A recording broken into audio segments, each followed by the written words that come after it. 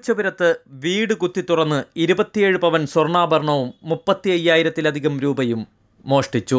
മോഷണത്തിന് ശേഷം മോഷ്ടാവ് CCTVയുടെ DVRും കവർന്നു. ധനൂച്ചപുരത്തിന് സമീപം നെടിയാംകോട് ഇന്ദിരാനഗറിൽ ഷാജു സാമുവലിൻ്റെ വീട്ടിലാണ് മോഷണം നടന്നത്.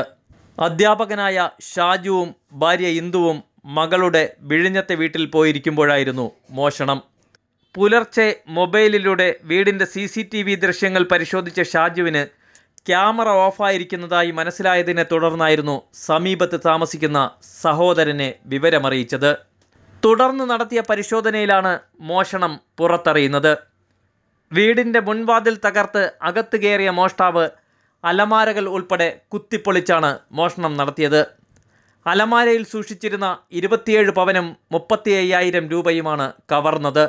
വീടിൻ്റെ എല്ലാ വശങ്ങളിലുമുള്ള CCTV ക്യാമറകളിൽ തോർത്തുകൊണ്ടും തുണി കൊണ്ടും മറച്ചായിരുന്നു മോഷണം.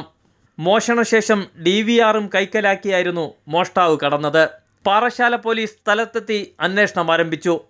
ഡോഗ് സ്ക്വാഡും വിരലടയാള വിദഗ്ധരും സ്ഥലത്ത് പരിശോധന നടത്തി. പ്രദേശത്തെ CCTV ദൃശ്യങ്ങളും ഫോൺ കോളുകളും കേന്ദ്രീകരിച്ച് അന്വേഷണം ഊർജിതമാക്കിയിരിക്കുകയാണ് പാറശാല പോലീസ്.